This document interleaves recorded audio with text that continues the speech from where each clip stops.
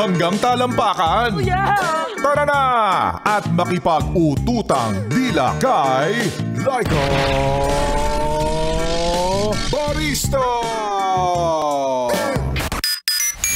Hi! Arte naman, kabubungad pa lang. Hi sa'yo, oo. Hi at kaway-kaway para sa'yo. Yes, prena, sa mga oras na ito. Oo. 5 araw, simula nang ikaw ay sumweldo. Kumusta? Wala na? Ay, sinasabi ko sa'yo. Sinasabi ko talaga sa'yo, ikaw ay magastos, no? Bakit naman? Bakit naman hindi ka nagtira? O diba, ang kanta mo ay parang kanta ni Glock 9. Walang natira. Sure.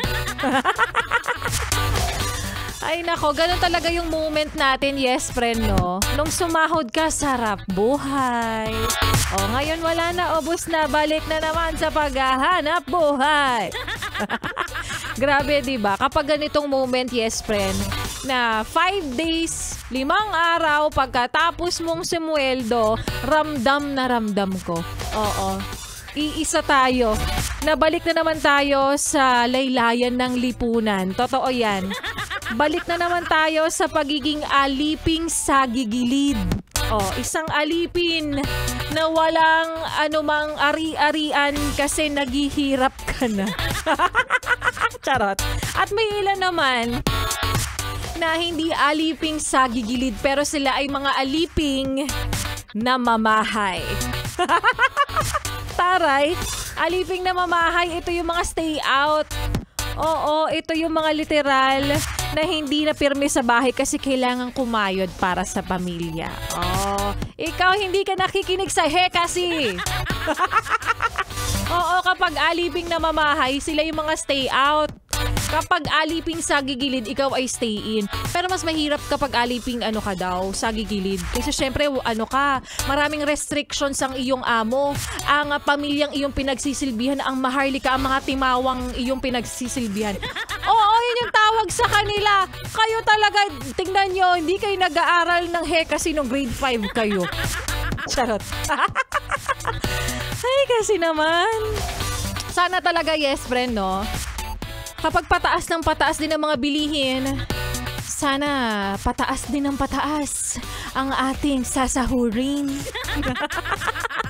At bilang wala na tayong magagawa dyan dahil ubos mo na agad 5 days pa lang ang nakakalipas, mag-look forward na lang tayo. Ganun naman talaga eh. Mag-look forward na lang tayo sa susunod na sweldo at look at the brighter side of life. Yeah. Well, tawag dyan pampalubag loob eh.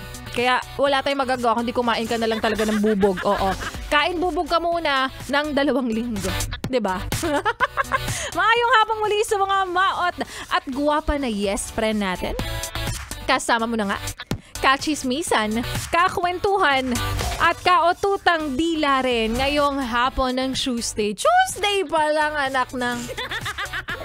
Laika Barista from 3 to 6 p.m.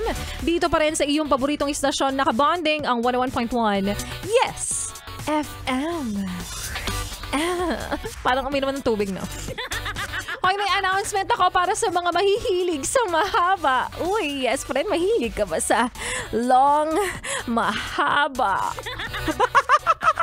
Kasi nga ito na, dahil mas pinahaba na ang araw na bukas ng Star City from Wednesday to Sunday nga yan, yes friend. Tandaan mo ang mga schedule. Pag Wednesday to Friday, open po yan ng 2 p.m. to 10 p.m. At kapag Sabado at Linggo naman, 1 p.m. to 10 p.m. po yan. So ano bang hinihintay mo? Tara na sa Star City. Tara na. Nababore ka na ba sa bahay? At para sa iyo, kuya, nanay, tatay, lolo at lola na sa mga oras po na ito ay nag-aabang ng himala. Oo, alam ko isa ka na naman sa mga tumaya sa loto ngayon pero sad to say walang nanalo sa Grand and Mega Lotto. Hoy, tumataya din, nag-aabang ba yan? Charot.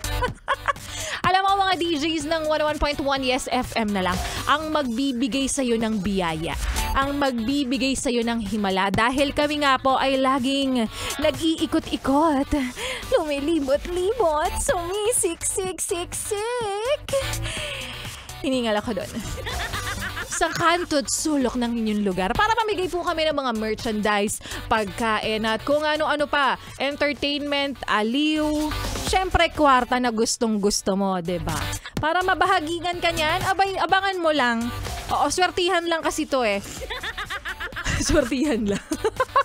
Abangan mo lang kasi hindi naman matatapos ito, yes, friend. At sa mga announcement pa namin at sa mga nakikita nyo sa aming social media, Facebook page na Yes FM Manila, ayan, makikita mo yan kung saan ba kami nagpupunta at ano ba yung mga ipinamimigay namin blessings para sa'yo, yes, friend. O, diba? Ang dami namin pinamimigay sa'yo tapos hindi ka nakikinig sa amin. Ano, sa panahong to, walang, dapat may kapalit na ang lahat.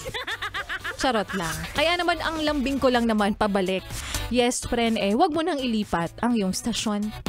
Wag mo na ring ipihit pa ang iyong talapihitan sa kalaban. Kahit na sa sister station pa namin yan, like Love Radio is your Rockchar. Dahil mamaya, si Laika Barista ay magbabalik para sa akin.